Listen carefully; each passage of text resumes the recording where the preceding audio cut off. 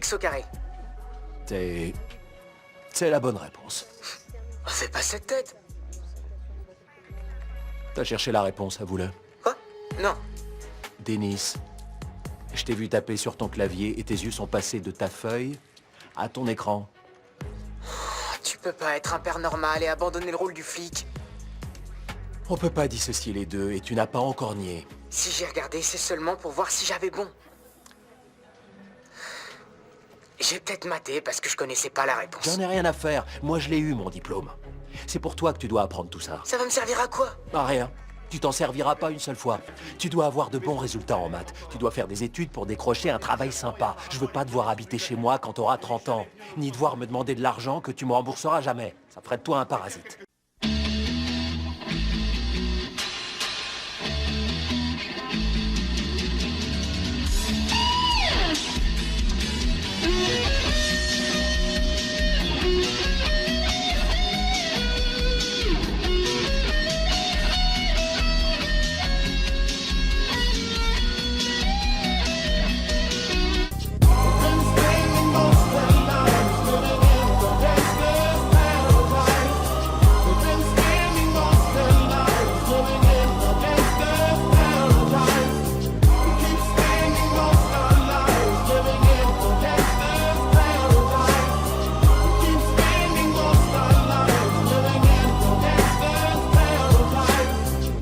The money and the power, minute after minute, hour after hour, everybody's running, but half of them ain't looking what's going on in the kitchen, but I don't know what's cooking. They say I got to learn, but nobody's here to teach me. If they can't understand it, how can they reach me? I guess they can't, I guess they won't, I guess they front. That's why I know my life is out of luck, fool.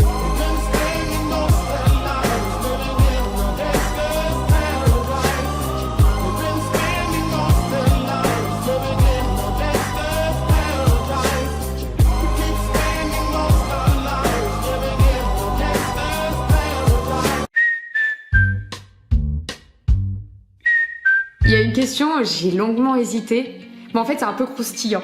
Mais vous allez me détester parce que je vais pas tout vous dire, parce que je peux pas, j'ai pas envie de me prendre un procès au cul. Je vais raconter ça, putain. En fait, je vais vous raconter une journée conte de fées que j'ai vécue, parce que c'était le flirt le plus court de ma life, hein. Mais c'était trop ouf. Vous devez sûrement connaître l'application Raya, parce que beaucoup d'entre nous en ont parlé, on est un peu tous là-dessus. C'est un peu la secte de Tinder.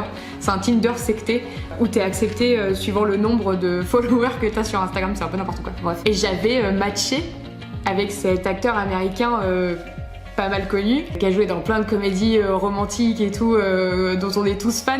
Et j'avais halluciné, je me suis dit what, je match avec ce mec. Et il me parle tout de suite et le mec est trop charmé, adorable, good mood et tout. Et il me dit je suis sur Paris jusqu'à demain matin. Est-ce que tu veux bien qu'on aille boire un verre ou qu'on déjeune ensemble? Puis moi je fais putain attends je vais pas faire ça. Genre j'étais ultra stressée, je me suis dit oh non mais attends qu'est-ce que je vais lui dire putain en plus c'est un mec connu de ouf et tout, qu'est-ce que je fais? Et en fait j'appelle mes copines forcément, réunion de crise, on appelle l'élite du love. Waouh, il y a lui qui m'invite à déjeuner, je fais quoi et tout machin. Et meuf elle me fait mais vas-y mais t'es ouf et tout, vas-y c'est trop extraordinaire, tu peux vivre qu'une fois ça dans ta vie. En plus c'était pas genre c'était ouf parce que c'était un mec connu, c'était ouf parce que le mec était trop beau, trop gentil, il me plaisait vraiment et je me suis dit non mais attends il va me prendre pour une naze quand je vais arriver, il va se dire c'est qui cette blairotte. Et c'était la première fois je crois, j'ai eu envie de vomir en allant à un rendez-vous. Je me rappelle genre j'étais toute pâle. J'avais essayé 45 000 tenues et tout et je suis partie le retrouver, il m'avait donné rendez-vous à Montmartre qui est en plus un quartier ultra romantique dans Paris et on avait déjeuné en terrasse tous les deux. Et en fait, en plus c'était un gentleman de malade et j'ai passé la journée avec lui. Il m'a demandé de lui faire visiter Paris parce que c'était, je crois que la deuxième fois qu'il venait, mais la première fois il n'avait pas pu visiter, il était juste venu là pour la promo d'un film ou je sais plus quoi. Et en fait, je l'ai promené dans Paris et c'était, mais les gars, Cendrillon. J'ai vécu une journée conte de fées. Je vous en parle, j'ai le sourire parce que c'était tellement une journée mais irréelle. On s'est promené, on est allé genre devant le mur des jeux de thème, on est parti sur les Champs-Élysées, il m'a fait danser, il m'a... attendez, je suis obligée de raconter ça. Il a mis une musique dans ses AirPods, il m'a mis un AirPod, il en a pris un, et il m'a fait valser sur les Champs-Élysées. Qui fait ça? Et après, on a continué à marcher, puis on est parti se promener sur le pont Alexandre III, qui est un superbe pont à Paris pour ceux qui connaissent pas. Et on s'est embrassés au coucher de soleil sur le pont avec ce mec. C'était waouh! Donc on est parti au restaurant, on a dîné le soir et tout, se raconter nos vies, me raconter des anecdotes de ouf sur des mecs ultra connus où tu dis mais c'est ses potes ça, c'est n'importe quoi. Il y avait tellement de prestance, tellement de classe, c'était ouf quoi. Et puis il est parti. Il est parti et c'était génial. Et ce qui est ouf, c'est qu'il m'envoie régulièrement des messages pour prendre des nouvelles. En plus, c'est quelqu'un vraiment de gentil. C'était vraiment un conte de fées de même pas 24 heures, en fait, qui était irréel. Et cette histoire, je la trouve incroyable parce que j'ai juste écouté mes envies ce jour-là. Et c'est une histoire que j'oublierai jamais. C'est la plus brève de ma vie, hein. Mais je l'oublierai jamais. Alors là maintenant vous allez me détester parce que vous voulez absolument savoir qui c'est. Mais bon, c'est sa vie aussi. Moi je vous raconte l'histoire, mais vous devinerez jamais de toute manière. Et comme il parle pas français, il saura jamais que j'ai parlé de lui dans une vidéo. Mais c'était voilà l'expérience la plus folle que j'ai vécue. J'ai été une princesse ce jour-là. Oh comment il me regardait en plus, j'avais l'impression d'être la meuf la plus magnifique de la Terre. C'était... Oh, rien que dire, penser, bah voilà, je suis de bonne humeur. Bon, bah je crois que... Oh là là, tu sais quoi, là je tourne la vidéo, mais quand je vais la monter et tout, je vais me dire, oh, t'es sûr que tu laisses ça? La salle des trophées. La salle des trophées, là. Ok. T'as toutes les bagues de champion NBA, tous les trophées qu'on a gagnés. Donc faut bien que je te montre une bague NBA quand même. Waouh. C'est quoi une bague NBA? J'en entends parler partout. Bah, tous les basketteurs dans le monde entier, on joue pour gagner ça. C'est pas vrai. Une bague de champion. Donc ça, tu vois. Je peux l'essayer ou quoi? Bien sûr. Ça y est, l'équipe. Ah, c'est un truc de dingue. Elle est bien. Elle est belle en plus. Elle est bien. Vas-y, Bernard, on va prendre la photo. Elle est magnifique. Tu la prends là? Bédic, on est bien loin de Drancy, hein.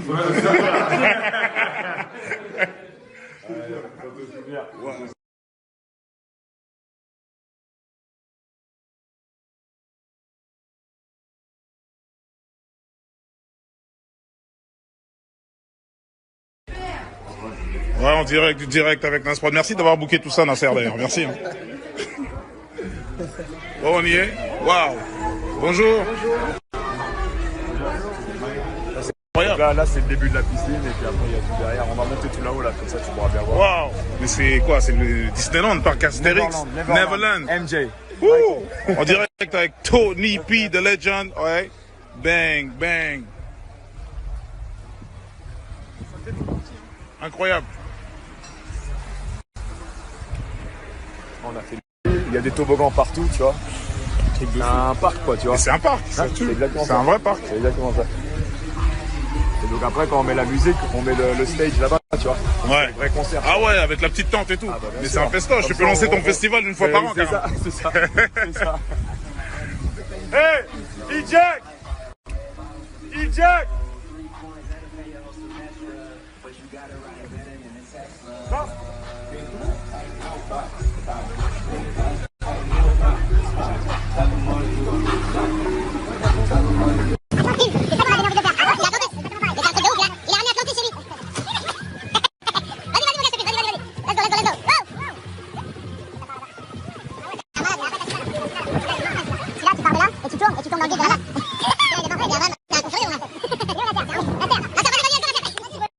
Attends, c'est quoi le délire? Là, j'aurais clairement sauté, moi. Oh là là. Ça fait haut, hein, 10 mètres. Oh, c'est chaud. J'aurais clairement sauté. J'ai même pas vu m'approcher. Ça se trouve, c'est un gamin, lui va pousser.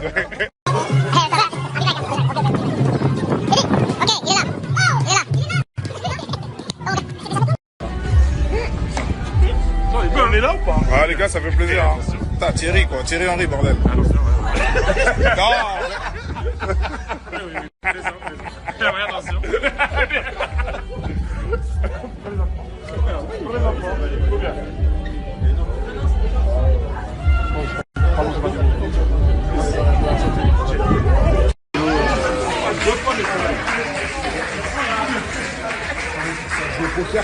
C'est dit, ça y est, on est au fond. Oh, we got some people here.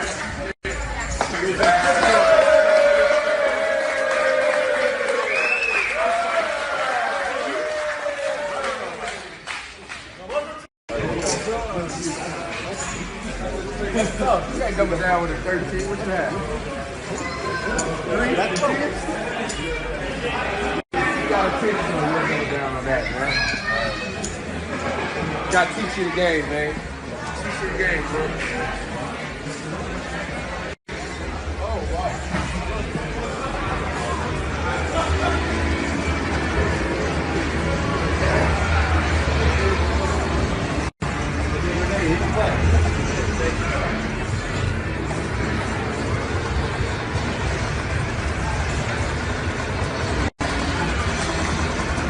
Thanos.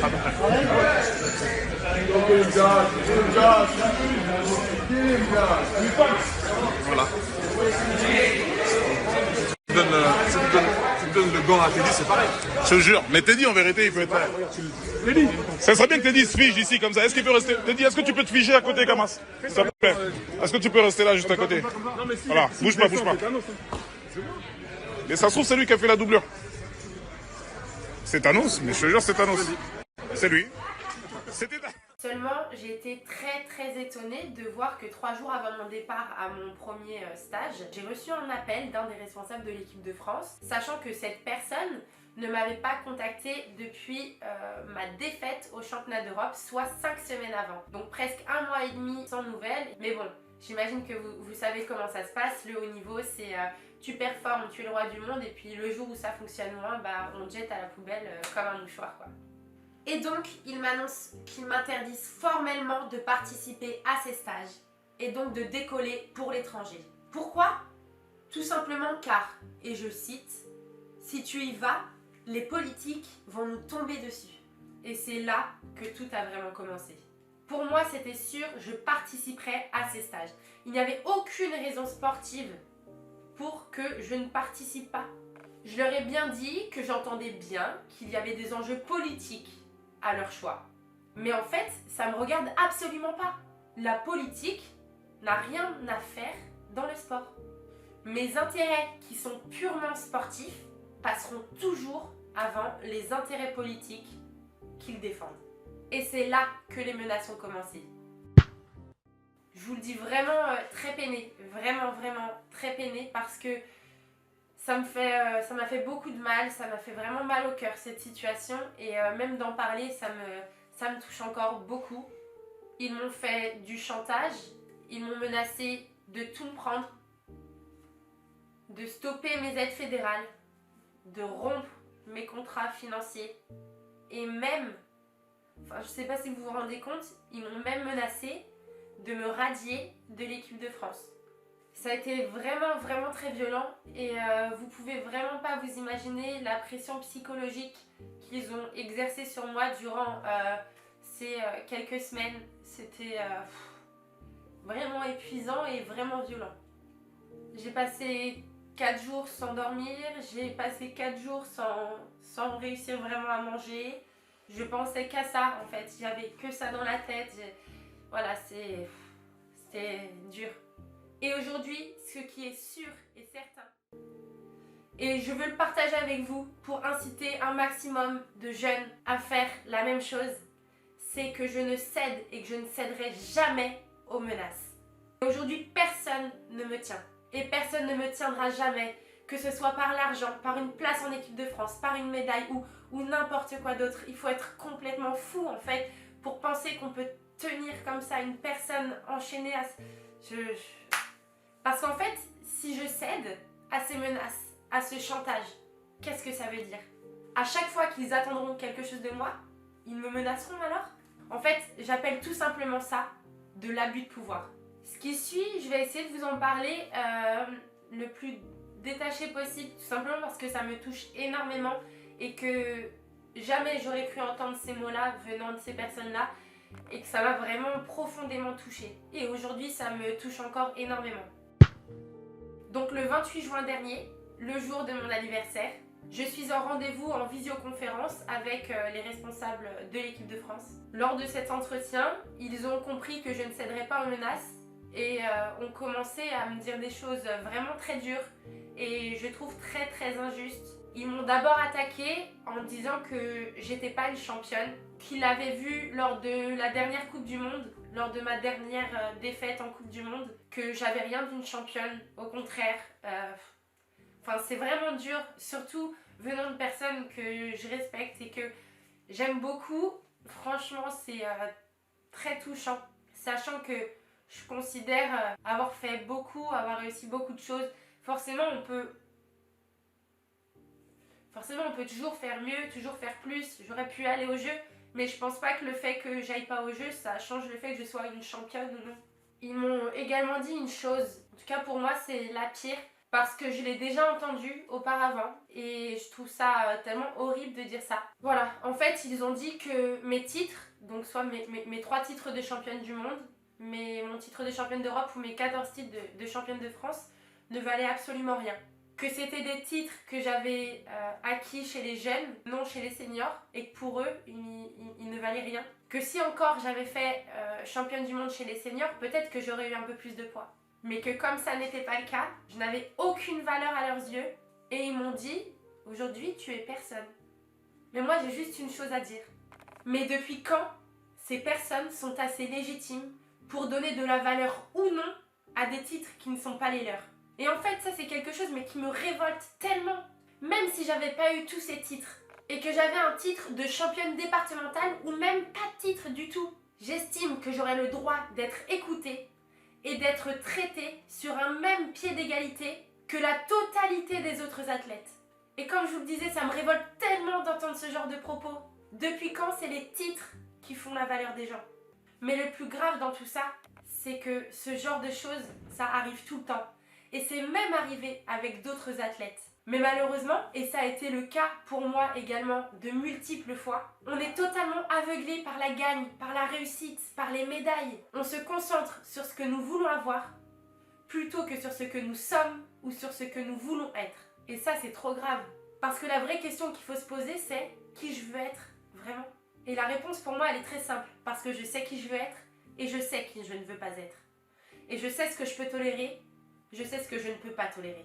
J'ai décidé que je ne serai l'instrument de personne, que je n'appartiens et que je n'appartiendrai jamais à personne. Je refuse de céder un jour aux menaces. Alors la liberté a un prix, mais très honnêtement, je suis prête à le payer. D'ailleurs, vous avez été très nombreux à apporter du soutien après la vidéo de Bosch, c'était super chouette. Même des gens qui ont pris parti de Bosch. C'était chouette, c'était un espace de débat, un espace de commentaires finalement. Très content de voir qu'il y a des gens qui étaient du côté de Bosch et qui étaient contents de se faire virer. Il n'y a pas de problème les gars, si vous aimez être con, moi je suis très content moi. L'objectivité non objective, c'est validé. Si vous aimez être con et vous me prendre des doigts dans le cul, il n'y a pas de problème. Bref, j'étais en alternance pour valider mon master, c'était tout chouette tout ça machin. Et pendant cette alternance, je fais la rencontre d'une personne qui travaille chez Valeo, que j'embrasse d'ailleurs, qui se reconnaîtra très certainement, qui était super cool, et qui me propose, pour un jeune comme moi qui sort d'école, une opportunité incroyable. Cette personne me met sur un bon poste chez Valeo, qui se trouve être chef de produit pour des gammes poids lourds chez Valeo. Alors je vous explique, Bosch c'est le plus grand équipementier automobile du monde. Valeo c'est le plus grand équipementier automobile français. C'est un truc qui fait 20 milliards d'euros, c'est incroyable, ils sont dans le top 10 du CAC 40 en France, ça pèse vraiment lourdement. Et quand tu sors d'études, rentrer chez Valeo, c'est cool.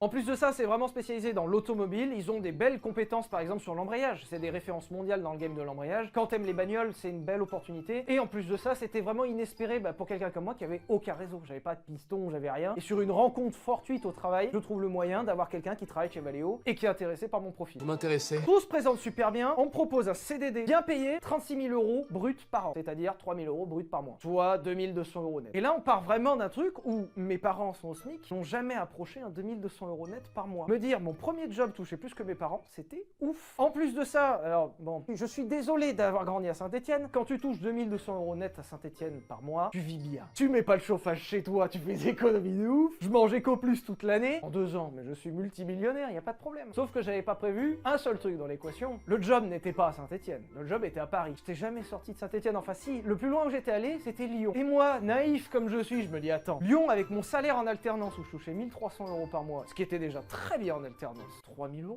mais Luc. Et là, c'était vraiment la première naïveté dans l'histoire. J'avais pas compris. Il va y avoir 2 types de gens qui regardent ça. Les gens qui ne connaissent pas la région parisienne et les autres. Ceux qui connaissent les 1000 € de loyer par mois pour avoir 40 mètres carrés à Saint-Denis. je sais. Les courses qui te coûtent une fortune, l'essence à 1,80 litres. Et ça, j'avais pas compris. Au point que je devais prendre mon poste début décembre. Et Valeo me signe mon contrat une semaine avant ça. Et je me dis, en une semaine, tu dois trouver un appart sur Paris, faire ton déménagement et être prêt pour ton poste. Et là, je sais pas comment, je me suis dit, ça va rentrer, y a pas de problème. Et je suis super con. Non, t'es optimiste. J'ai pris ma petite ZX rouge qu'on voyait d'ailleurs dans l'un de nos premiers essais, c'était ma voiture. J'ai posé mon petit cul dedans. C'est parti pour Paris, donc je me tape les bornes. Attention, j'avais tout prévu. Je me suis prévu une journée où je vais visiter 4 apparts. Et je me suis dit, attends, tu vas pas faire le mec exigeant, il te faut juste un appart rapidement. 4 apparts, tu vas en trouver un. À Lyon, j'avais absolument pas galéré. J'avais même eu le choix à Lyon. Les mecs qui vont dire, c'est lui qui gagne 3 000 € par mois. Putain. J'étais fier quand je sortais mon dossier. CDD en période d'essai. Et attention, j'ai 2 parents garants au SMIC. Et là, j'ai pas compris que la vie parisienne m'a fait un... L'ouragan. Le premier appart était insalubre. Le deuxième appart, il a même pas regardé mon dossier, le mec. C'est même pas genre Paris en face de la Tour Eiffel, c'est demandé. C'est Saint-Denis. Et j'avais pas compris à quel point la région parisienne c'est tellement tendu, c'est tellement chaud de trouver un logement que mon dossier ne passerait nulle part. Donc j'ai pris ma petite ZX et j'ai fait le trajet ce soir en faisant... Mais il me reste que 4 jours pour les trouver. Ça va certainement très bien se passer, y a pas de problème. Après du coup, en PLS, je cherchais même des colocs. Je peux faire caca que quand je suis tout seul. J'aurais jamais pensé dire ça sur internet un jour, mais je vous le dis. Donc, me mettre en coloc... Revenez à ne plus jamais faire caca de ta vie. Bah tu vas mourir d'une occlusion au bout d'une semaine et t'auras plus de problème de logement, c'est pas grave. Je suis allé voir une coloc. Il y avait un mec et il y avait un seul lit. Du coup, il y a une deuxième chambre. Elle me dit, bah non. Bah j'ai cru que j'allais le taper. Et le bon coin c'est pas Tinder frérot. Moi je suis en PLS, enfin je dors dans ma bagnole et là tu me dis quoi? T'as juste envie de me torpiller le cul? Tu ne fais pas une recherche de logement pour baiser des gens? Enfin t'es tordu frérot. Ah ouais, il y avait l'histoire avec Sylvain aussi. Oh putain. J'avais mis une annonce sur le bon coin. Genre je recherche un logement, je suis en PLS SVP, merci de m'aider, j'ai 3 000 € brut par mois, pourtant je comprends pas. Et je reçois un appel. Sylvain? C'est Sylvain. Ouais, je m'appelle Sylvain, j'ai vu ton annonce et tout, machin. Et je suis allé dans un logement avec un mec qui s'appelait Sylvain, c'était un soixantenaire, qui, dans la visite du logement, m'a dit qu'il était naturiste, ce qui ne me dérange pas en soi, mais dans sa recherche, il cherchait également uniquement un jeune homme pour l'accompagner, dans un lit qui était dans le couloir. Intimité, 0%, et lui, sa chambre était verrouillée à clé. Je me suis dit, en vrai, si je signe, bah, il va me violer le bonhomme en fait, hein. Ah ben c'est certain, en fait tu signais, oui, tu signais Ouais. pour le consentement là, Et directement. j'ai encore le message, il m'a proposé de baisser le loyer, ce qui souligne encore plus que c'était un piège déjà. Il m'a proposé de m'offrir le petit-déj les matins, d'aller me chercher ce que je voulais pour le petit-déj. Et tu sais ce qu'il m'a proposé? De faire ma lessive et mon repassage. C'est-à-dire, je me suis dit, il y a un moment, il y a un bonhomme, il va renifler tes caleçons, c'est obligatoire. Ah bah C'est-à-dire, oui. t'auras un endroit pour dormir, mais il y a quelqu'un qui va renifler tes slips. Quoi, ça pue? Je vous le dis, hein, le Bon Coin est le lieu préféré des prédateurs sexuels, je l'ai vécu. Mais je suis content de l'avoir vécu. Je comprends bien pourquoi tu regardes toutes tes annonces de bagnole sur le bon coin. Ouais, bah tu comprends mieux surtout pourquoi j'ai dormi dans ma bagnole. Du coup, 4 jours avant ma prise de poste chez Valeo, je n'ai pas de logement. Du coup, embêté, j'en parle à Valeo, je les appelle, je leur dis le problème, et normalement, les entreprises sont censées t'aider en te donnant de l'argent, ou en te donnant des logements, des trucs comme ça. Là, on paye 3 nuits d'hôtel à 80 €. C'est-à-dire pour m'aider à déménager de Lyon à Paris, alors que j'avais rien, j'avais pas de proche, j'avais rien, ils m'ont donné 240 €, ils m'ont dit courage frérot. Ciao. Con comme je suis, le pire c'est que j'y suis allé. Et donc on se retrouve la veille, je prends mon poste demain. Et là je me dis, ça va pas être facile les gars. Donc le matin à 2 h du matin, je suis à Lyon, je prends ma petite ZX. Je trace, j'arrive à 9 h du matin devant chez Valeo. J'arrive dans mon nouveau job et là je découvre que j'avais pas compris la vie. Je devais prendre un job de chef de produit des gammes poids lourds. Pour faire simple, Valeo propose des gammes par exemple de pièces voitures mais aussi de pièces poids lourds. Et chef de produit d'une gamme, ça veut dire gérer la gamme. On te donne des pièces, genre des essuie-glaces, des embrayages, des freins à gérer. Et toi tu dois gérer tout ce qui est relatif à cette gamme, que ce soit les prix, les disponibilités, les nouvelles pièces, à qui tu vas les vendre. Tu gères une gamme. Si tu le fais pas 14 heures par jour, c'est épanouissant comme job. Mais c'était incroyable, j'étais si motivé. Je me dis putain, un vrai taf, ça va être cool, une vraie entreprise, si motivée, je me pointe comme ça. Et là je me rends compte, l'embuscade que c'était. Je devais remplacer une meuf qui partait en congé maternité et qui était censée partir en congé maternité un mois plus tard. Elle est partie le lendemain en congé maternité, c'est-à-dire que la passation a été d'un jour. J'aurais dû sentir l'embrouille aussi quand je suis arrivé avec les autres et où quand j'ai dit bonjour, personne m'a répondu. Mais genre, réellement, on a l'impression que c'est des blagues, c'est les entreprises où tu rentres et tout le monde te parle comme une merde. Là, je l'ai vécu. Première journée, 9 h, 22 h. L'horreur absolue. On me demandait de faire des trucs où je bitais absolument rien. On me demandait d'être opérationnel à la première minute. Genre, on te demandait, je viens d'arriver les gars, il faut être productif maintenant. Je ne sais même pas ce qu'il faut faire, d'accord? Vous me demandez de gérer 30 millions d'euros, je sais pas comment. Comment je fais? Et avec une passation équivalente à une journée. Autant de dire le soir à 22 h, je quitte le poste. Sur le trajet, j'étais... J'arrive dans le seul hôtel que j'ai trouvé à peu près dans le budget des 80 € qu'il m'avait donné, qui est l'hôtel moderne à la porte de Paris qui a été rénové depuis, j'espère. Et alors c'est bien simple, j'y ferai même pas dormir mon chien dans cet hôtel, c'est un truc de ouf. J'y suis resté 3 nuits dans cet hôtel. Je venais d'arriver à Paris, j'ai découvert le périph' aussi en ZX. Grand moment. Oh putain, le périph'. Moi j'avais pas compris, hein, le premier embouteillage que j'avais croisé sur Lyon, c'était 4 voitures. Hein. Et j'arrive dans ma chambre d'hôtel le soir, et véridique de chez véridique, premier soir, j'ouvre mon sac avec mes quelques affaires pour ma première semaine. Et il y avait ma copine de l'époque qui m'avait mis un calendrier de l'avant avec un petit mot avec un cœur. J'ai craqué, j'ai pleuré comme une merde. Tout était sale, en plus je voulais rien toucher, tu sais, comme je suis maniaque. Et là, tu t'es dit, allons prendre une bonne douche. Ouais! Et je me traîne jusqu'à la salle de bain qui était là, et je vais dans la douche. Pas d'eau chaude. Donc je descends à la réception, un peu énervé. Excusez-moi, pas d'eau chaude. Et la meuf me fait, bah ouais, la chaudière en panne.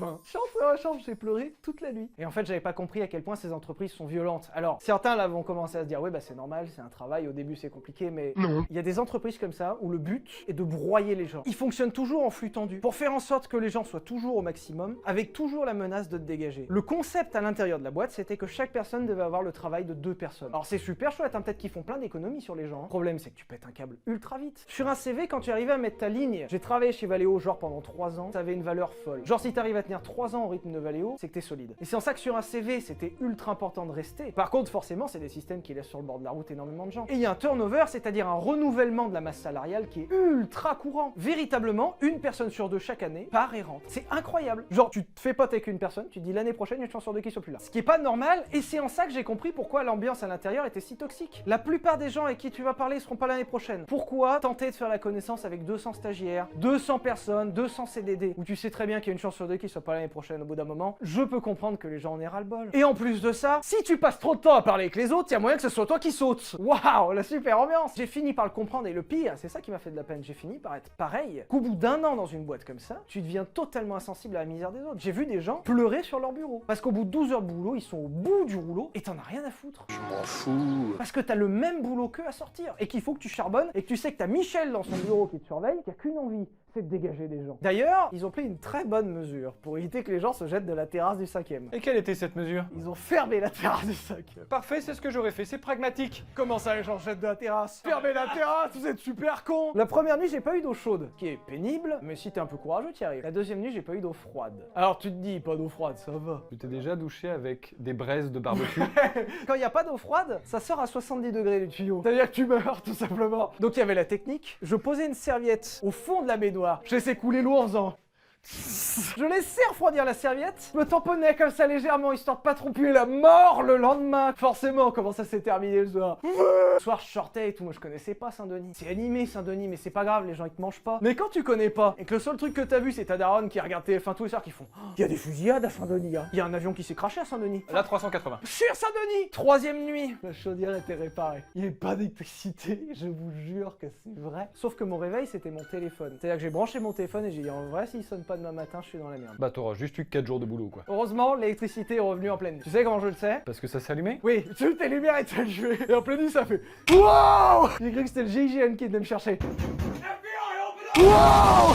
Et le 4e jour, je me pointe à Valeo, et là je me dis, Sylvain, ce soir, tu fais comment? Quand tu sors du taf à 23h, tu vas visiter les apparts comment en fait? Donc je me suis dit, va falloir que t'attendes le week-end pour visiter les apparts. Chouette, on est jeudi, je fais quoi? Jeudi, vendredi soir, samedi soir du coup, parce que je vais pas trouver un appart dans la journée de samedi. Et en gros, j'avais 2 trucs, soit j'allais à l'hôtel, c'est-à-dire je vous rappelle plus de 100 € la nuit, et payer 2200 € par mois en fait, ça ne rentre pas. C'est-à-dire si tu fais le calcul, sur plus de 20 nuits, bah, ça me coûtait plus cher de travailler que de pas travailler. Ou bien, bah la solution qui a été celle que j'ai choisie, bah, dormir dans ma bagnole. À un moment, il me restait plus que ça. J'avais une technique, mais le ninja.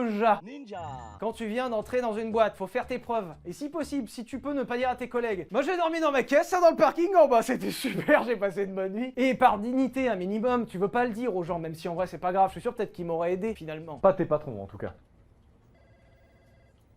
Donc c'est simple, Sylvain est devenu le meilleur travailleur de la Terre. Le matin, à 7h30, j'étais là. Et le soir, à 23h, j'étais encore là. Mais comment ça se fait, il dort ici? Bah oui, J'habite au -1, eh ben c'est super. j'étais allé me mettre dans un coin derrière un pylône, mais vraiment caché. Et à 19h, quand les premiers partaient, je disais non, mais je termine un truc là, je suis sur un gros dossier. À 21h, c'était le moment où les autres ils disaient bah alors, t'as pris ton après-midi? Putain, j'ai envie de...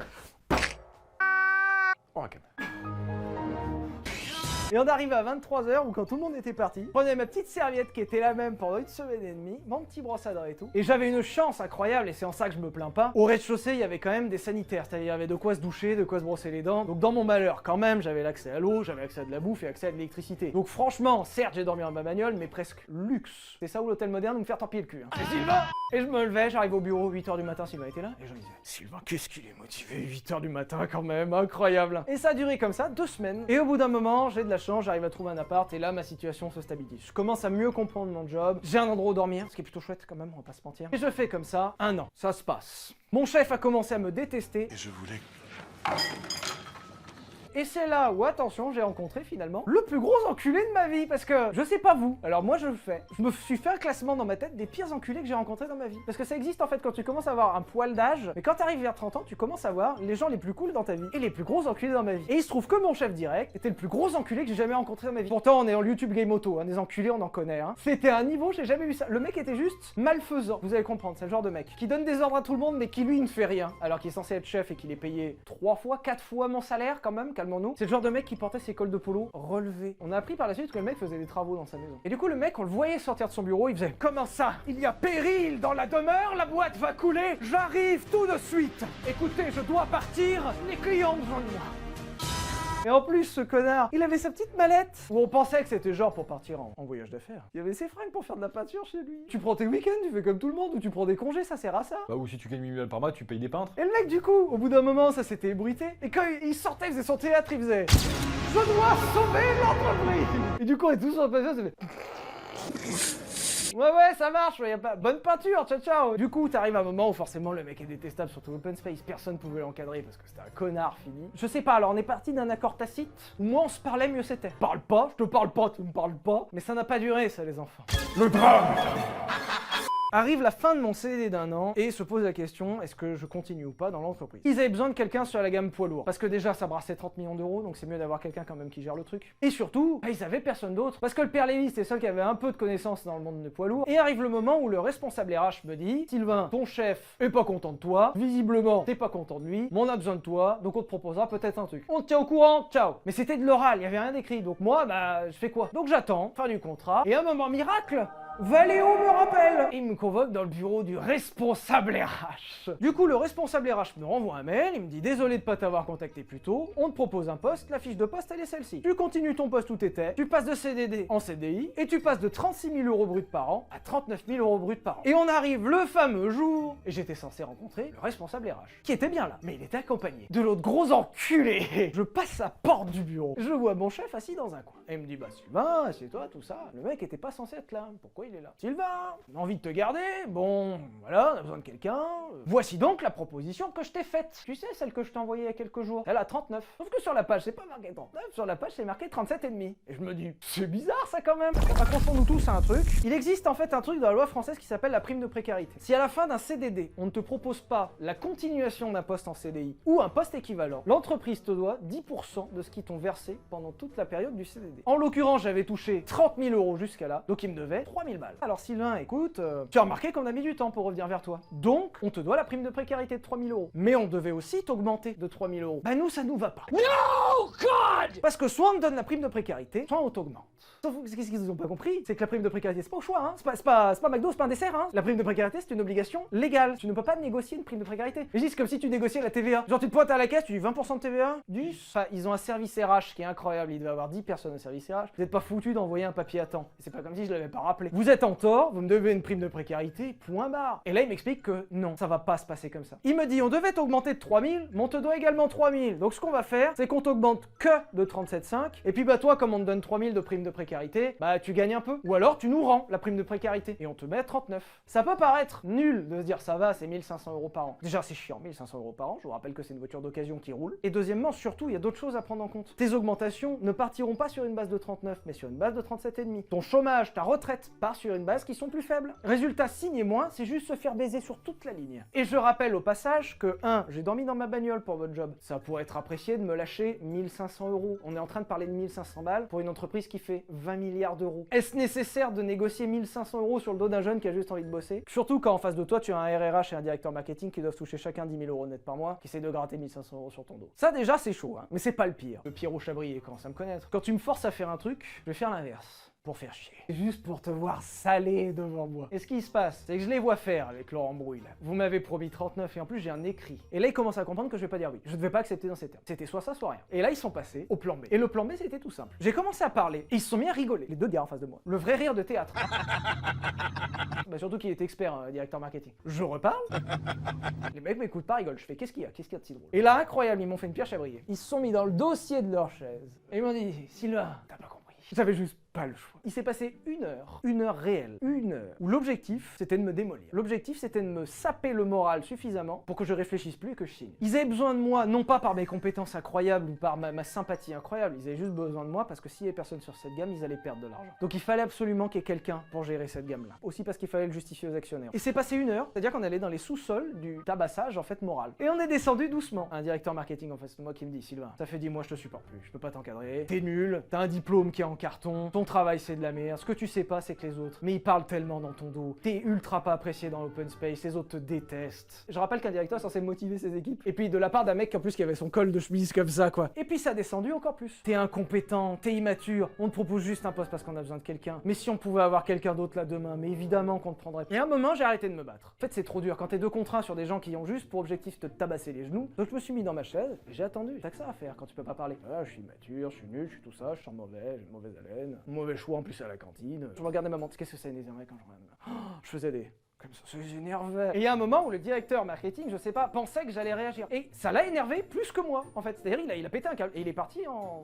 Et là, le RRH a fait du coup le rôle de bon flic. Enfin, de moins mauvais flic. Je vois bien qu'avec Jean-Michel, ça se passe mal. C'est pas grave. Moi, je suis là quand même pour t'aider. Alors qu'il venait de me dire une seconde avant qu'il me paie pas. Ça...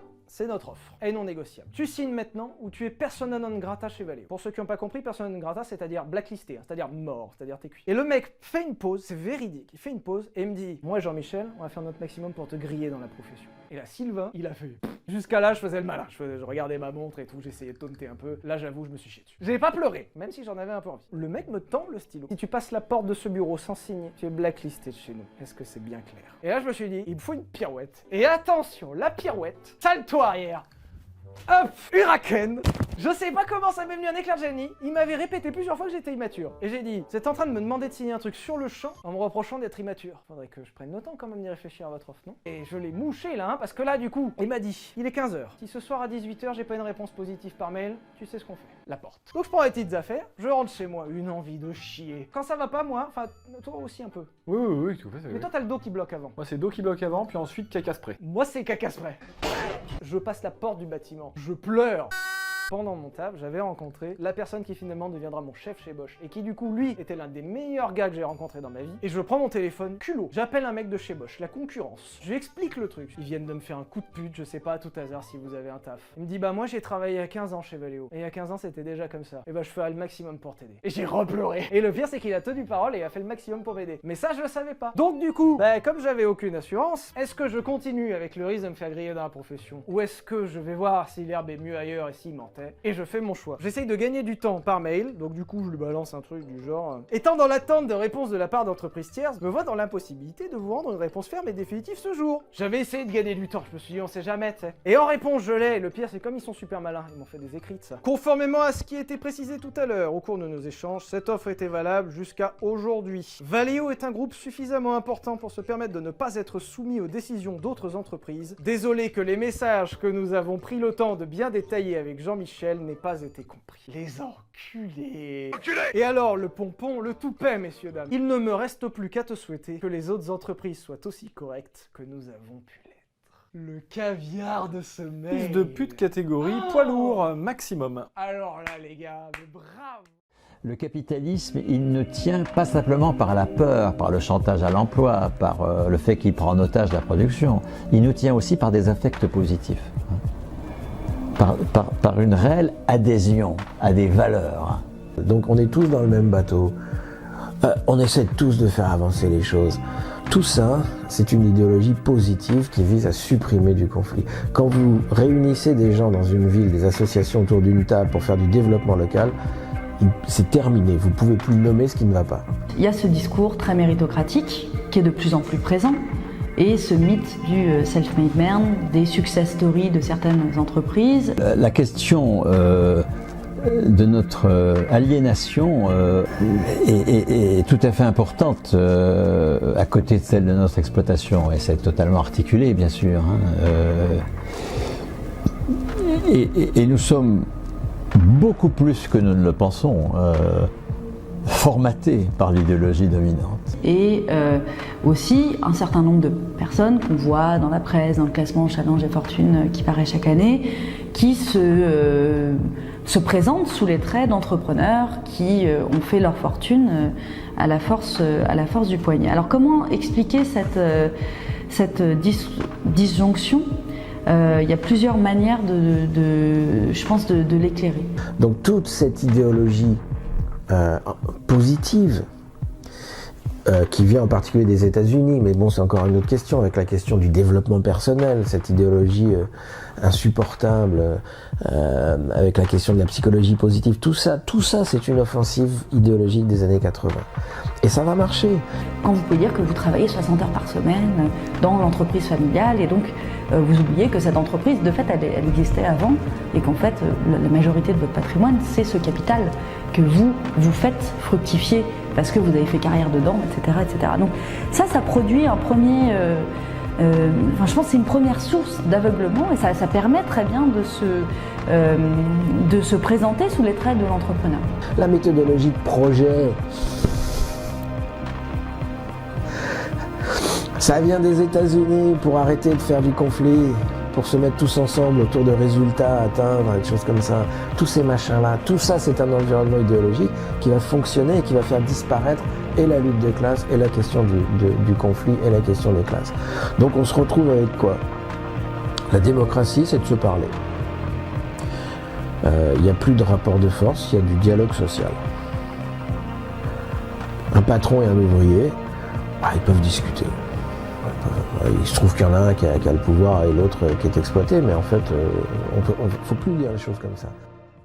Un an qu'on dit les choses, un an qu'on dit attention, la situation des hôpitaux est désastreuse, on est en train d'assister à l'effondrement des hôpitaux. On a dit ces mots-là, on a été méprisés. Enfin si, on nous a répondu par des gaz lacrymaux. C'est ça qu'on nous a donné. D'ailleurs, il n'y a pas de carence en gaz lacrymogène. Vous avez vu, on n'est pas de pénurie. Par contre, en masque, c'est pas gagné là. Il a absolument pas répondu, ni lui ni ses différents ministres de la Santé, aux revendications des hospitaliers. Il a laissé l'hôpital public s'enfoncer. On voit un scandale logistique avec ces masques et ces tests, un scandale logistique. Il y a une impréparation. Et en plus il y a des choix qui ont été faits. C'est-à-dire que c'est pas seulement une impréparation, c'est des stratégies qui sont extrêmement contestables, qui étaient un peu laisser faire, laisser aller, le marché réglera. Mais le marché règle pas, on le voit bien, il faut de la puissance publique, là. Il faut un État stratège dans la santé comme ailleurs d'ailleurs. Et on n'a pas ça. Et, franchement, on a des raisons de ne pas faire confiance. Voilà, on a des raisons de ne pas faire confiance. Il y a eu des choses extrêmement douteuses durant cette crise sanitaire. Moi, j'ai toujours pas digéré le coup de la réunion interministérielle sur le Covid-19 qui finit par accoucher d'un 49.3. Donc ça c'est particulièrement vicieux et cynique, j'ai trouvé. Donc on peut aujourd'hui avoir une vraie crise de confiance, et moi je n'ai pas confiance. Et quand j'entends un président qui nous paye de mots, mais il n'y a pas de décision prise, là aussi je demande à voir. Et il n'est pas question qu'on se taise et qu'on attende, parce que il y a plusieurs choses qui sont très désagréables dans la façon dont on est traité actuellement. Donc je l'ai entendu dire, mais il y a un narratif d'héroïsation, un narratif héroïque qui nous a été appliqué. Nous sommes des héros formidables, mais c'est très piégeant parce que c'est dépolitisant en fait. On ne s'occupe plus de toutes les revendications qu'on a menées. Un héros, ça ne demande pas d'élit, c'est courageux, ça va tout seul. Un héros, ça ne s'occupe pas de demander de l'argent, c'est sale ça, c'est un peu bas l'argent. Non, on n'est pas des héros, on n'est pas en guerre, on est sur une crise sanitaire, il faut des moyens pour l'hôpital public, il faut répondre aux salariés, il faut nous donner les lits qu'on réclame depuis plus d'1 an, parce c'était ça qu'on réclamait, des lits, des collègues, des moyens. Revoir là, devant une tente militaire en chef de guerre, nous expliquer qu'on va gagner, il faut tous rester mobilisés, il n'y a pas d'union sacrée là, on n'est pas dans l'union sacrée, on est dans une crise sanitaire où il faut au contraire du débat, faire que le collectif est force de loi, et pas un truc autoritaire, parce que ça on n'y arrivera pas. Et puis ça camoufle tout le reste, c'est-à-dire que on est en guerre, on se tait, on parle plus, on critique plus. Non, c'est pas possible de laisser le marché décider. Là, on a vraiment un choix. Si par exemple on doit produire de l'hydroxychloroquine, si ça s'avère fonctionner, il faut le produire massivement.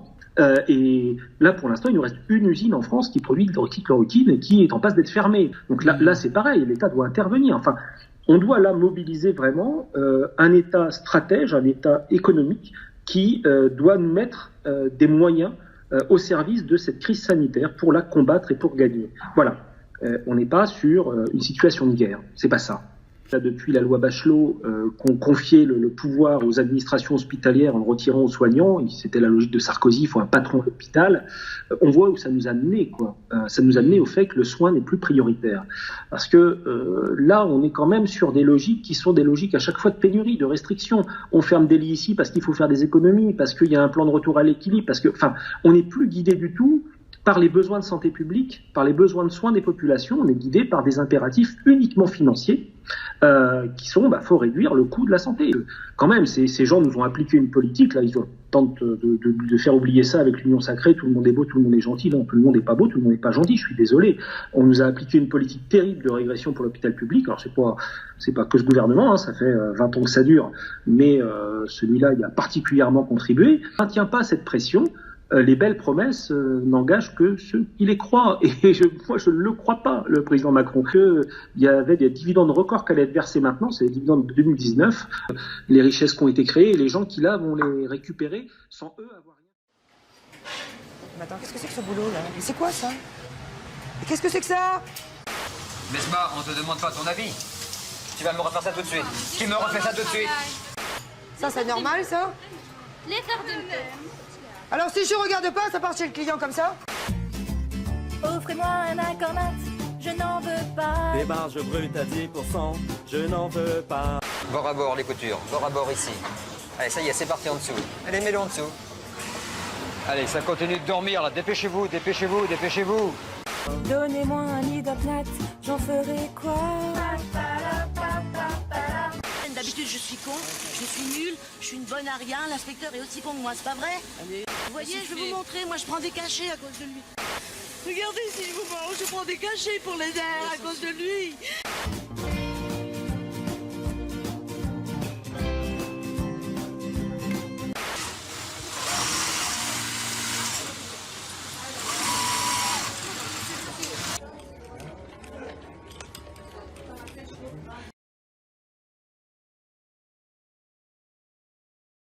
On va parler d'un sujet que je souhaitais aborder depuis vraiment très longtemps. C'est le cas du harcèlement sur le lieu de travail. Alors harcèlement, c'est un mot qui fait peur et souvent on pense que c'est forcément quelque chose de très violent, qui est extrêmement visible. Et ce que je veux montrer avec cette vidéo, c'est que les choses ont évolué au fil du temps et que harceler, ce n'est pas le méchant manager qui va hurler sur un salarié qui est en train de pleurer. Aujourd'hui, c'est beaucoup plus fin que ça et beaucoup de personnes vivent des vrais cas de harcèlement sans forcément pouvoir mettre le mot sur la situation.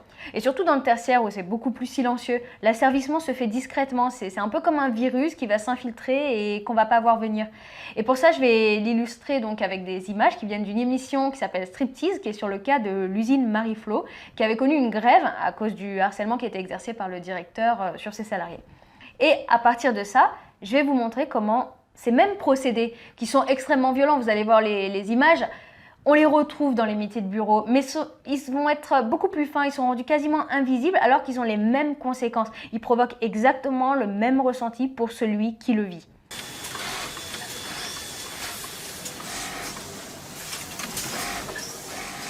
Vous connaissez vos temps? Vous mettez pour faire une pièce?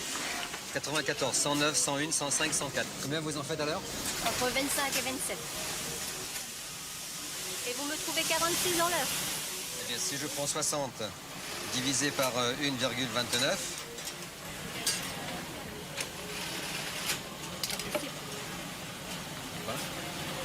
l'entreprise doit mesurer la productivité de ses salariés, c'est normal. C'est pas censé être un lieu de détente et l'entreprise en a besoin pour survivre. Mais là, le manager, il oublie totalement qu'il a affaire à des êtres humains. Il a le nez qui est complètement rivé sur ses chiffres et pour lui, l'autre n'est pas comme lui. L'autre n'est qu'un objet utile au service de ses objectifs.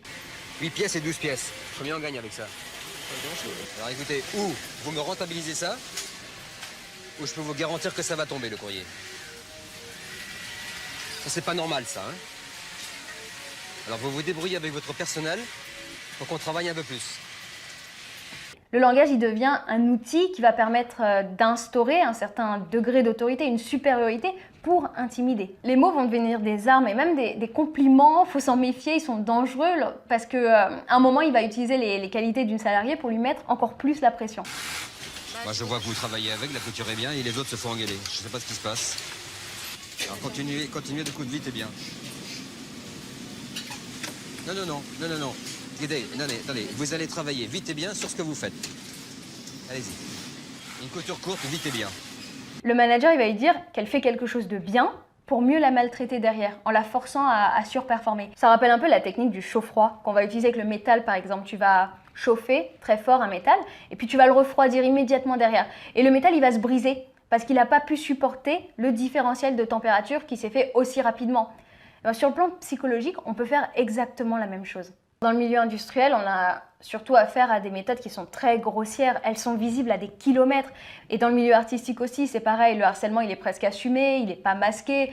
Le personnel technique, il peut vraiment être ouvertement traité comme des esclaves. Il y a des propos violents. C'est possible parce que le travail, il est très précaire. On est facilement remplacé. Et ce milieu, il attire vraiment des gens qui sont fascinés par les paillettes, par les projecteurs.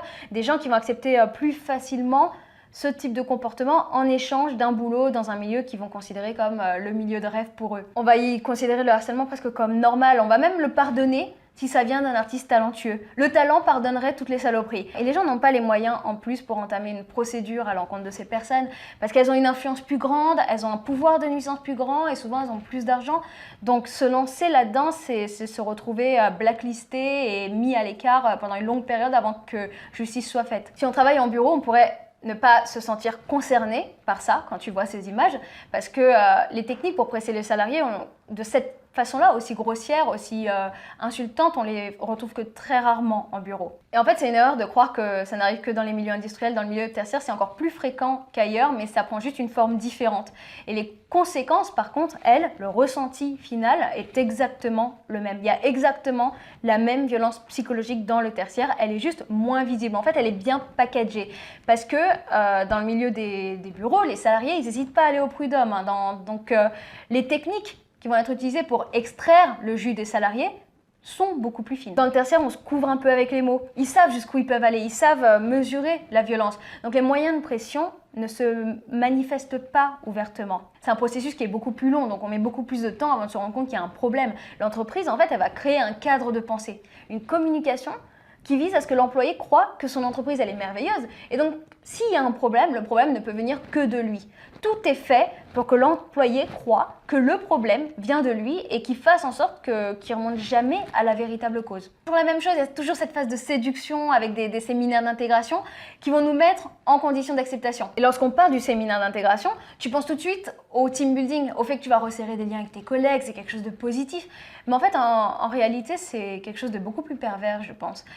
Certains séminaires d'intégration peuvent durer jusqu'à 3 semaines. En moyenne, c'est 2 semaines. On se retrouve tous dans des hôtels luxueux, parfois même à l'étranger, donc on est extrait de notre milieu initial. Alors, on pourrait penser que ça contribue à l'image de marque, et puis tant mieux pour les salariés, tant mieux, parce qu'en fait, c'est presque des vacances payées par l'entreprise, merci. Mais il faut regarder ça d'un peu plus près quand même. Si le lieu est luxueux, il y a quand même certains détails qui peuvent étonner. Parce que par exemple, l'entreprise qui a la possibilité de nous payer une chambre aussi luxueuse, elle nous impose quand même le fait de devoir la partager avec un autre collègue. Et je ne crois pas que ce soit pour faire des économies. On ne fait pas des économies de bout de chandelle quand on choisit de faire dormir des milliers de personnes dans un palace. C'est surtout fait pour qu'on ne se retrouve jamais seul et que même le soir dans notre chambre, un bout de l'entreprise reste avec nous. Et pendant 3 semaines, les activités vont s'enchaîner. Il y aura des séminaires, il y aura des activités team building, il y aura des soirées et puis notre nuit, elle se passe dans notre chambre d'hôtel partagée avec une collègue. Et à aucun moment, on est seul. Tout s'enchaîne. On nous extrait de notre milieu initial et on n'aura jamais le temps de passer un coup de fil à nos proches. Donc ce sont nos nouveaux collègues qui vont remplacer nos anciens amis et l'entreprise, elle se présente souvent comme une famille. Observez bien, même au sein de votre entreprise, les mots qui sont employés, ils ne sont pas choisis par hasard, ce sont des grandes structures, ce sont des choses qui sont réfléchies. On nous rappelle souvent qu'on est tous une grande famille. Dans toutes les boîtes dans lesquelles j'ai été, on nous rappelait qu'on était une famille. Mais l'entreprise, ce n'est pas notre famille, c'est un travail. Pourtant, on va nous attribuer des parrains, des marraines, qui sont des figures familiales. On va devenir le filleul de quelqu'un qu'on ne connaît pas. Et on nous rappelle à quel point aussi cette entreprise est la meilleure et ce qui fait que nous, on est une meilleure personne à travers elle. À quel point ça nous distingue des autres. Les autres, ce sont ceux qui ne sont pas de cette entreprise. Et pendant des jours, du matin au soir, on va nous transmettre les valeurs de l'entreprise qui deviendront les mêmes qu'on va devoir partager et on s'imprègne de la culture de l'entreprise. En fait, quand tu penses, le séminaire d'intégration, ça porte bien son nom. C'est pas toi qui t'intègre dans l'entreprise, mais c'est vraiment l'entreprise qui s'intègre en toi et qui va faire partie de ton identité. Un autre élément trompeur, c'est que l'alcool y est très présent et sans aucune limite. Il y a beaucoup de personnes à Paris qui connaissent cette histoire de ce cabinet très réputé où un salarié était devenu paraplégique en sautant dans la piscine parce qu'il était trop alcoolisé lors d'un séminaire d'inté. Parce que durant ces quelques jours ou semaines, dès que notre verre se vide, on est resservi et on revient tous à des séminaires avec 2 kilos en plus. C'est naïf de penser que c'est juste pour nous faire plaisir. Je ne crois pas que ce soit de la générosité. L'alcool, ça sert à faire baisser nos gardes, ça contribue à nous rendre plus réceptifs aux messages qui nous sont envoyés. En fait, le séminaire d'intégration, il faut le prendre comme il est, c'est un vrai lavage de cerveau. Mais très peu de gens s'en rendent compte ou pensent que ça ne va pas les atteindre, qu'ils sont au-dessus de ça. Et ils le voient comme un cadeau de l'entreprise dont ils vont profiter. Mais vous croyez vraiment que l'entreprise va investir autant d'argent dans des séminaires juste pour votre bien-être, juste pour que vous fassiez plein de nouveaux copains et de copines? C'est contre nature pour une entreprise de penser au bonheur de ses salariés. Si elle investit autant, c'est parce qu'il y a un véritable enjeu pour elle en termes d'engagement et en termes d'emprise sur le salarié. On va adopter des éléments de langage, un mode de fonctionnement qui va perdurer même en dehors des heures de travail. C'est révélateur. Le séminaire d'intégration a pour but de nous transformer, de faire de nous des personnes nouvelles, des personnes qui vont être modulables, qui vont être au service de cette entreprise. Et ça, en fait, c'est un exemple du cadre qui se crée discrètement autour de nous quand on intègre une entreprise. Ça révèle comment les véritables intentions ne sont jamais visibles. Et de la même façon, les procédés pour nous pousser à surperformer, qui nous mènent à du stress vraiment intense, utilisent les mêmes manœuvres psychologiques. Ça relève plus de la manipulation psychologique que les insultes directes qu'on a vues dans l'exemple de l'usine Marie-Flo. Dans le tertiaire, la productivité des salariés, elle est toujours poussée, mais les moyens qui sont utilisés pour pressuriser, ça passe plus par des injonctions directes, par des insultes, par du chronométrage direct. C'est maquillé en fait. On n'a pas quelqu'un qui va nous chronométrer, qui va être derrière nous, mais ça va être par exemple ce fameux t'inquiète pas, ça prend pas trop de temps, qu'un manager il va nous sortir le soir à 19h pour faire un truc juste avant de rentrer chez vous, alors qu'au final vous allez y passer toute la soirée, voire même toute la nuit. Et c'est d'autant plus pervers qu'en fait, quand il lance une phrase comme ça au salarié, le manager, ce qui sous-entend au salarié, c'est que c'est assez rapide à faire, qu'en fait ce temps il a déjà été prédéterminé, on sait tous que c'est rapide à faire, que d'autres l'ont fait avant lui, et que donc s'il prend beaucoup plus de temps, c'est que le problème vient de lui, de ses capacités, du fait qu'il est sous-performant. En gros, c'est si tu prends trop de temps, c'est que tu es nul. Et quand tu fais ça, tu n'as plus besoin de chronomètre pour créer les mêmes effets de soumission, le même sentiment d'être obligé de surperformer en pas trop longtemps. Ce qui fait qu'il y a beaucoup de salariés dans les grandes entreprises du tertiaire qui travaillent la nuit et les week-ends et le disent pas pour éviter de paraître mauvais dans leur travail. Et ça, c'est un vrai tabou en entreprise, le fait de sous-valoriser ses heures de travail. Pourtant, c'est très fréquent en fait. Tout le monde fait un travail de 7 jours en 7 jours en le présentant comme s'ils avaient réalisé ça en 4 jours. C'est un peu comme quand tu es petit et que tu as toujours cet élève qui a de super bonnes notes et qui va dire oui, j'ai pas trop révisé, alors qu'en fait, il a bossé comme un acharné pendant 2 semaines. Ben ça, c'est la même chose en fait. Aujourd'hui, on a la version adulte, sauf qu'elle a plus de conséquences parce qu'il y a un cercle vicieux qui se crée. Le salarié va travailler toute la nuit, il va le dire à personne, donc il va finir son travail dans le temps qui lui a été donné. Mais ce temps de travail, il n'est pas réel, mais il va devenir une référence qui va être imposée à tout le monde. Parce qu'on sous-évalue nos heures de travail et qu'on les rentre ainsi même de manière officielle, on se retrouve tous coincés avec cette norme de durée qui n'est pas réelle, qui ne représente pas la réalité de l'investissement qu'on y a mis. Et la particularité du tertiaire, c'est ça, c'est cette contradiction qu'il y a toujours entre le discours et la réalité.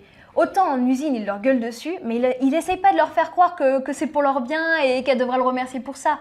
Alors que dans le tertiaire, si, on devrait presque dire merci. Par exemple, lorsqu'il y a des open space là, qui sont arrivés dans toutes les boîtes, quand ils ont commencé à mettre des open space, ils ont dit que c'était pour améliorer la communication. Mais l'open space, c'est juste un moyen pour l'entreprise de gagner de l'espace. C'est un choix ergonomique avant tout. Et puis ça permet aussi de fliquer les employés. Mais ça, on ne pourra jamais le dire. Et c'est prouvé que les open space vont en réalité diminuer les communications directes et que deux salariés qui se retrouvent assis face à face vont privilégier la messagerie privée pour ne pas partager même des propos basiques à tout l'open space. On a aujourd'hui des threads de mails incroyables parce que les gens osent plus communiquer à haute voix dans un open space. Et des hypocrisies comme ça, t'en as plein. Regarde ces boîtes qui proposent des cours et des ateliers anti-stress ou des cours de yoga. On va proposer aux salariés des cours de yoga pour qu'ils apprennent à gérer leur stress. Alors super, on peut se dire c'est l'entreprise qui se soucie de ses salariés, qui veut le bien-être de ses salariés. Mais derrière, le message, c'est surtout dire que si les salariés sont stressés, c'est parce qu'ils ne savent pas gérer leur stress, qu'ils ne savent pas gérer leurs émotions. Et d'ailleurs, on va considérer que quelqu'un qui fait un burn-out, c'est aussi quelqu'un qui ne sait pas gérer la pression. Ça crée un écran de fumée pour ne pas soigner la cause véritable du stress qui est le rythme imposé aux salariés. L'entreprise, elle prend des décisions en les faisant passer pour l'intérêt des salariés, alors qu'en réalité, il ne s'agit que des intérêts de l'entreprise. Souvenez-vous des Lip Dub, c'était des activités de team building qui étaient censées resserrer les liens entre les collègues autour d'une activité.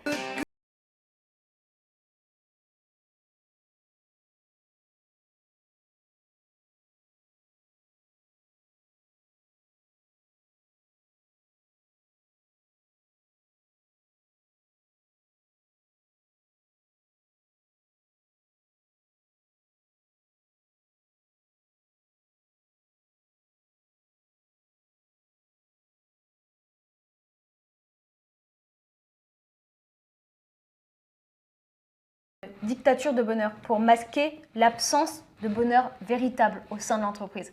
Je me souviens aussi de cette journée team building où tout le monde était sous l'eau dans la semaine, personne ne voulait y aller. Alors on a reçu un mail pour nous dire qu'on était obligé d'y aller, de s'arranger, de faire, voilà, donc en gros vous travaillerez un peu plus le week-end ou la nuit. Et tout le monde, durant le mois qui précédait ce team building, avait exprimé son désespoir. C'était un département où les gens étaient extrêmement malheureux. J'avais jamais vu autant de personnes malheureuses dans un même département. Et il y avait eu plusieurs burn-out, plein de situations, des personnes qui étaient déjà allées au prud'homme. Et il y avait dans cette journée deux activités pour le team building. Donc la première, c'était de chanter et chorégraphier la chanson Happy de Pharrell Williams.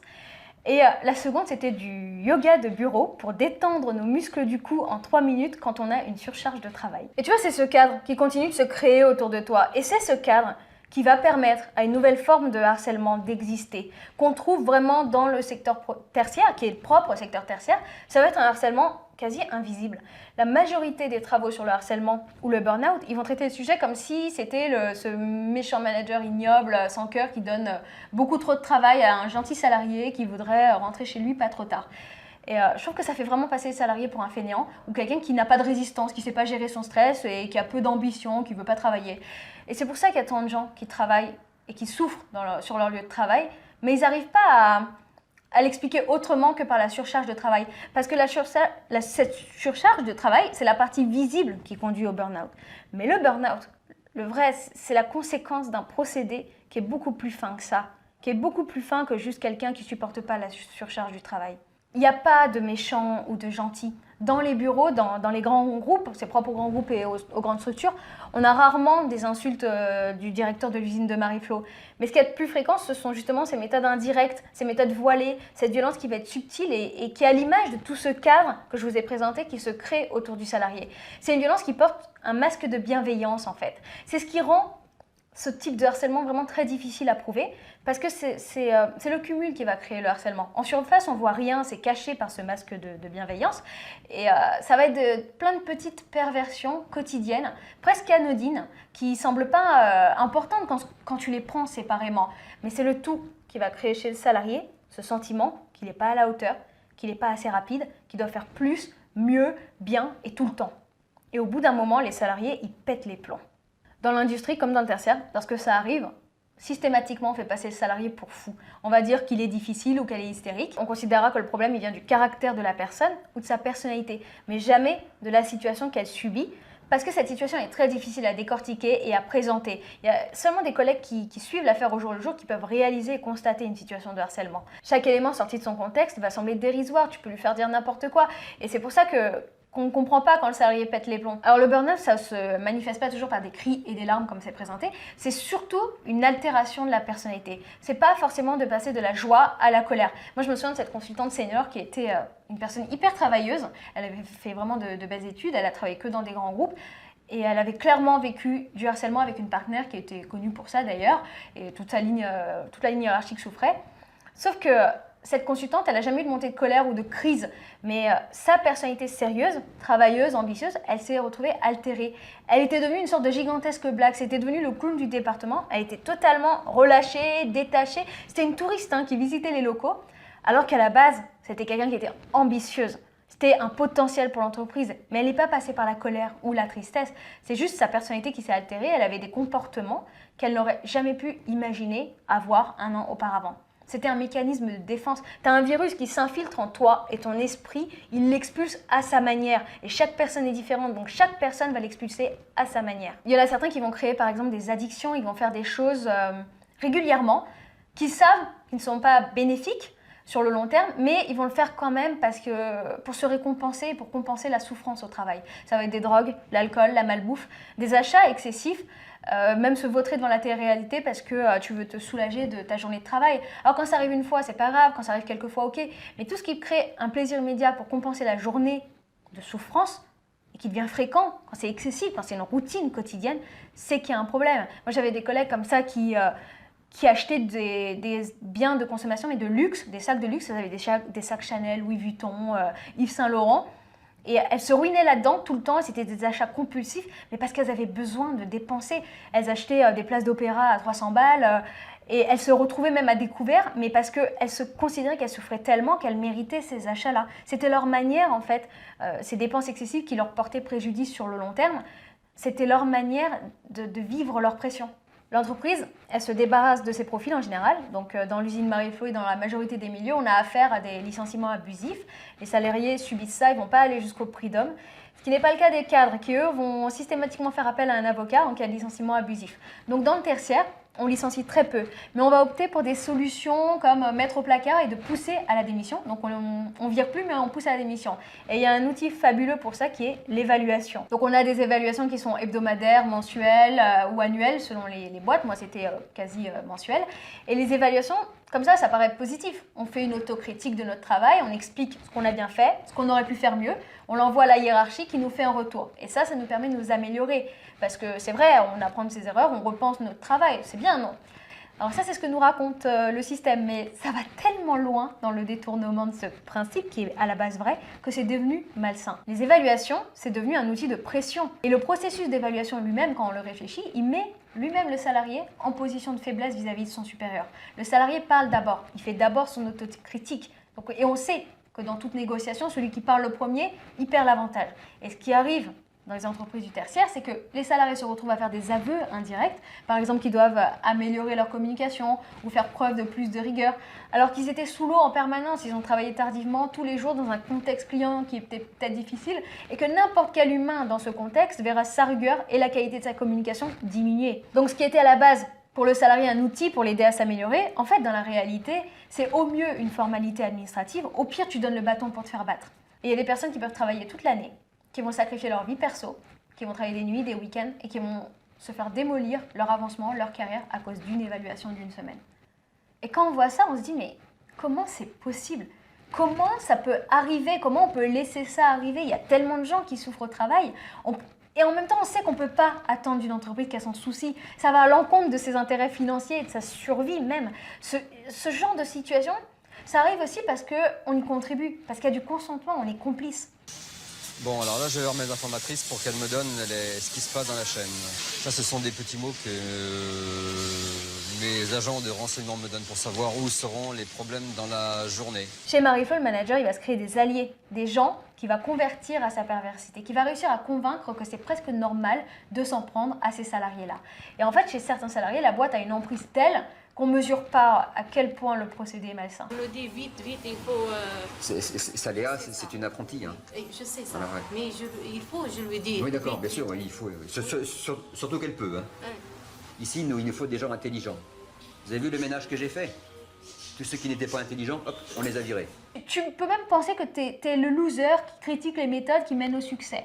Et du coup, tu vas accepter des choses, tu vas accepter tous les travers et tous les excès de ce système-là, tout ce que ce système t'impose. Il faut dire aussi qu'on est bien entraîné à obéir. Dans tout notre parcours, tout notre système scolaire, il entraîne la docilité, l'obéissance, cette soumission à l'autorité. Il y a une expérience qui est très connue, c'est l'expérience de Milgram, qui démontre qu'on peut tous être amenés à faire des choses contre nos valeurs et même à torturer d'autres individus si notre hiérarchie nous le demande.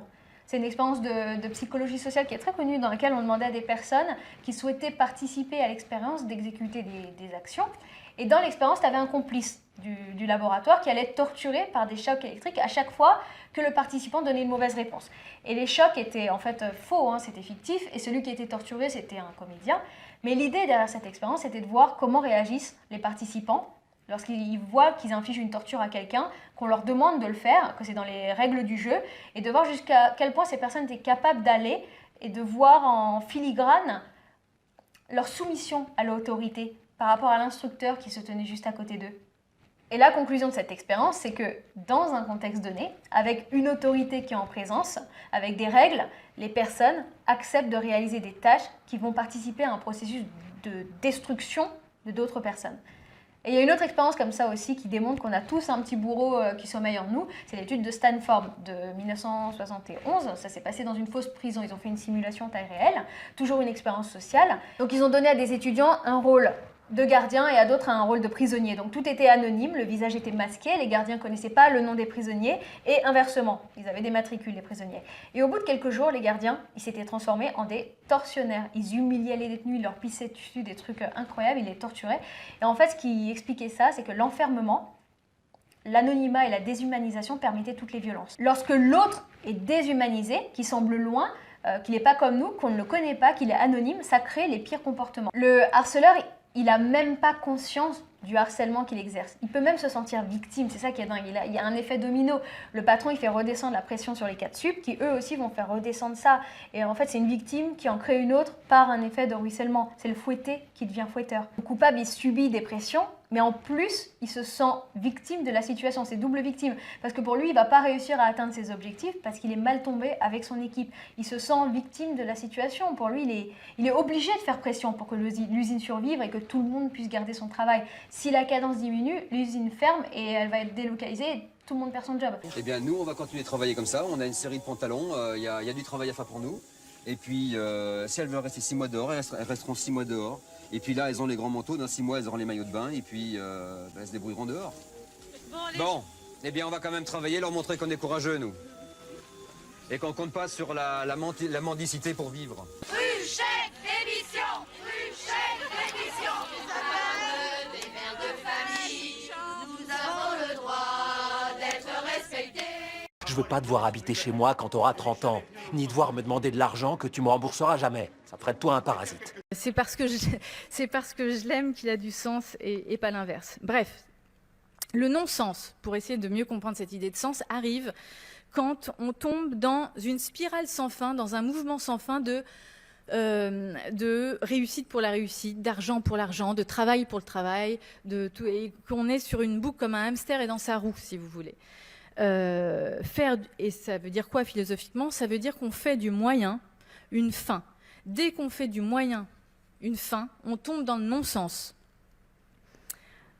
Et on rentre dans le monde absurde parce que définalisé du travail. Heidegger est un philosophe génial pour ça parce qu'il a expliqué très bien pourquoi on rentrait dans le non-sens aujourd'hui et dans le monde du travail particulièrement. Il dit on rentre dans l'univers de la technique. C'est quoi une technique? C'est un moyen. Si j'apprends une technique pianistique, j'apprends le solfège en gros, mais peu importe la finalité, que je joue du jazz, du classique, de la variété. La technique, si vous voulez obtenir ça, alors faites ceci. C'est ça le principe de la technique. Et Heidegger explique que justement tout le marché du travail aujourd'hui et les entreprises sont, évidemment il parle du XXe siècle, mais c'est exactement la même chose aujourd'hui, sont focalisés sur les moyens au détriment des fins. La science au XVIIe, au XVIIIe siècle, au XIXe siècle avait deux finalités ultimes, rendre l'homme plus libre et plus heureux. Plus libre en le sortant de l'obscurantisme religieux et plus heureux en lui permettant, grâce à la médecine, d'avoir une vie meilleure, une vie plus longue. Aujourd'hui, les entreprises, pourquoi elles agissent? Pourquoi on a plus de pixels sur nos écrans et plus de couleurs et plus de je sais pas quoi? C'est pas parce qu'on vise une finalité ultime, rendre l'homme plus libre et plus heureux.